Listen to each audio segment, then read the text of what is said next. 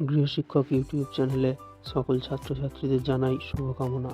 এর আগের ক্লাসে আমরা তোমাদের মাধ্যমিক ভূগোলের ৫ নম্বর অধ্যায় ভারতের কৃষি থেকে কিছু গুরুত্বপূর্ণ ২ নম্বরের প্রশ্ন উত্তর নিয়ে আলোচনা করেছিলাম। আজ আমরা এই ক্লাসে আরও কিছু গুরুত্বপূর্ণ ২ নম্বরের প্রশ্নের উত্তর নিয়ে আলোচনা করব। এই প্রশ্নের উত্তরগুলো তোমরা খুব ভালোভাবে তৈরি করবে। আর আমাদের চ্যানেলটা এখনও সাবস্ক্রাইব যারা করোনি তারা সাবস্ক্রাইব করে বেল আইকনটা প্রেস করে রাখবে। তাহলে আমাদের চ্যানেলের নতুন ক্লাসগুলো তোমরা অবশ্যই দেখতে পাবে। আর এই অধ্যায়ের প্রশ্নের উত্তরগুলো কিন্তু খুব সহজ এবং খুব সহজে মনেও রাখা যায়। ঠিক আছে? সেই জন্য তোমরা যাদের ভূগোল ভালোভাবে তৈরি হয়নি তারা এই ক্লাসগুলো খুব ভালোভাবে দেখবে এবং এই প্রশ্নের উত্তরগুলো তোমরা অবশ্যই তৈরি করে ফেলবে এবং বাড়িতে তোমরা অবশ্যই লিখবে। তাহলে তোমরা পরীক্ষার জন্য খুব ভালোভাবে তৈরি হয়ে যাবে। তোমাদের স্কুলের পরীক্ষা এবং টেস্ট, মাধ্যমিক পরীক্ষা সব পরীক্ষার জন্যই এগুলো তোমাদের খুব গুরুত্বপূর্ণ প্রশ্ন। ঠিক আছে? তাহলে আজ আমাদের আলোচনার প্রশ্ন, আগের দিন আমরা অর্থকরী ফসল কাকে বলে এই অবধি করিয়ে দিয়েছিলাম। আজ আমরা মিলেট জাতীয় শস্য কাকে বলে বলতে কী বোঝো এই বিষয়টা নিয়ে আলোচনা করব। এটা মাধ্যমিকে 2019-এ এসেছিল। খুব ভালোভাবে এটা তোমরা তৈরি করবে। আমরা উত্তর লেখার সময় সংজ্ঞা, বৈশিষ্ট্য আর উদাহরণ এই 3টে পয়েন্টে কিন্তু উত্তরটা লিখব। ঠিক আছে? তাহলে এখানে সংজ্ঞা, তাহলে মিলেট জাতীয় শস্য কাকে বলে? আমরা এটা আগে শর্ট কোশ্চেনে পড়েছিলাম।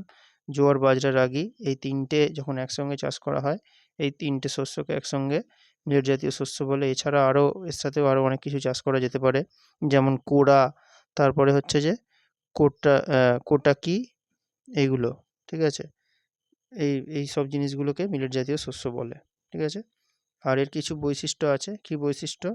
বৈশিষ্ট্য হচ্ছে যে এগুলো শিশুদের খাবার হিসাবে এগুলোকে ব্যবহার করা যায়।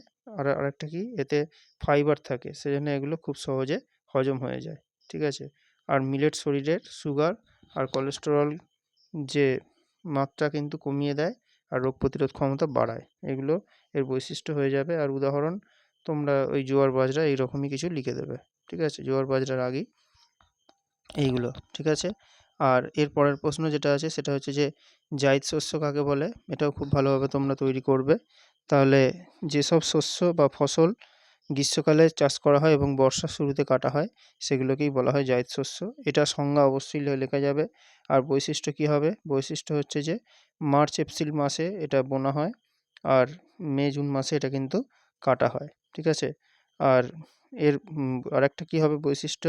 এই ফসল চাষ করতে গেলে জলসেচ এবং গ্রীষ্মকালে যে ঘূর্ণবৃষ্টি তার উপর কিন্তু নির্ভর করতে হয়। ঠিক আছে? আর উদাহরণ কী হবে? এখানে উদাহরণ হবে আউশ ধান আর বাদাম এইগুলো। ঠিক আছে? এভাবে পয়েন্ট করে করেই তোমরা কিন্তু বাড়িতে লেখা অভ্যাস করবে। ঠিক আছে? আর আমাদের ক্লাস কেমন লাগছে সেটা তোমরা কমেন্ট করে অবশ্যই জানাবে। ক্লাসগুলো তোমরা বন্ধুদের মধ্যে শেয়ার করবে আর ক্লাস ভালো লাগলে অবশ্যই লাইক করবে। পরের প্রশ্ন, বাণিজ্যিক ফসল বলতে কী বোঝায়? এটা মাধ্যমিকে 2022-এ এসেছিল। এটাও খুব ভালোভাবে তৈরি করতে হবে। আর উত্তর লেখার সময় সেই একই। তাহলে তোমরা যদি একটা ভালোভাবে পড়ে নাও বাকিগুলো কিন্তু পয়েন্টগুলো একই। সংজ্ঞা, বৈশিষ্ট্য আর উদাহরণ।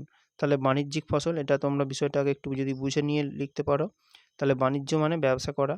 তাহলে যে ফসল নিয়ে ব্যবসা করা হয় সেগুলোকেই কী বলে? সেগুলোকেই বলা হয় বাণিজ্যিক ফসল। ঠিক আছে? এটা হচ্ছে তোমরা যদি বুঝে নিতে পারো তাহলে উত্তরটা এবার সহজে তৈরি করতে পারবে। তাহলে এখানে সংজ্ঞায় কী বলা যেতে পারে? তাহলে যখন কোনো ফসল চাষ করা হয় তখন পরিবারের যে চাহিদা আছে সেটার পাশাপাশি সেটা ছাড়াও যখন বাজারে বিক্রি করার জন্য যে ফসলগুলো চাষ করা হয় সেগুলোকে বাণিজ্যিক ফসল বলে। ঠিক আছে? এগুলো নিয়ে ব্যবসা করাই হয় বেশিরভাগই। ঠিক আছে? আর এর বৈশিষ্ট্য কী? এর বৈশিষ্ট্য হচ্ছে যে এখানে বাণিজ্যিক ফসল অনেক বড় জমিতে চাষ করা হয়। আর কি, আর ফসল নির্বাচনের ক্ষেত্রে বাজারের মূল্য, বাজারে কীরকম দাম যাচ্ছে সেটাকে কিন্তু দেখা হয়। ঠিক আছে? আর এর প্রকার বা উদাহরণ কী কী হতে পারে?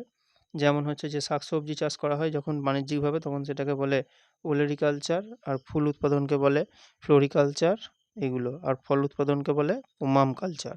এগুলো শর্ট কোশ্চেনের জন্য তোমাদের কাজে লেগে যাবে। ঠিক আছে?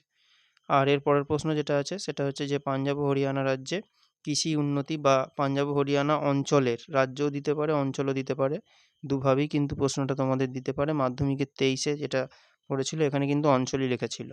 ঠিক আছে? তাহলে যাই দিক উত্তরটা একই হবে। রাজ্য আর অঞ্চল কিন্তু একই জিনিস। ঠিক আছে? এই দুটো অঞ্চলে কৃষি উন্নতির সুফল দুটো বা কারণ দুটো লেখো, এরকমই কিন্তু প্রশ্নটা দিয়েছিল। ঠিক আছে? তাহলে উত্তরটা তোমরা কিভাবে লিখবে, এখানে অর্থনৈতিক উন্নতি এটা তো লিখতেই হবে, আর এর সাথে উৎপাদন বাড়ানো, এটা এই পয়েন্টটাও কিন্তু এখানে তোমাদের থাকবে। ঠিক আছে? তাহলে অর্থনৈতিক উন্নতি এটা কি হয়েছিল এখানে, এই যে দুটো রাজ্য যেটা আমরা বললাম, পাঞ্জাব আর হরিয়ানা, এই দুটো রাজ্যে কিন্তু কৃষির উন্নতির জন্য অনেক পরিকল্পনা গ্রহণ করা হয়েছিল। ঠিক আছে? চাষবাসটা যাতে ভালো হয় তার জন্য তারা কিন্তু অনেক টাকা পয়সা খরচ করেছিল, বীজ সার কেনা এইসব বিষয়গুলোর জন্য। ঠিক আছে? তাহলে এটাই হয়ে যাবে অর্থনৈতিক উন্নতি। ঠিক আছে?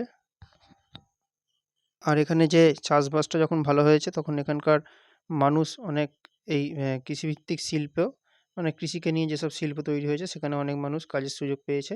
তার ফলে তাদের অর্থনৈতিক দিক থেকেও তারা অনেক টাকা পয়সা ইনকাম করতে পেরেছে বা রোজগার করতে পেরেছে। আর উৎপাদন বাড়ানো হচ্ছে যে এখানে সবুজ বিপ্লবের জন্য হেক্টর প্রতি উৎপাদন 4 থেকে 6 গুণ বেড়েছে।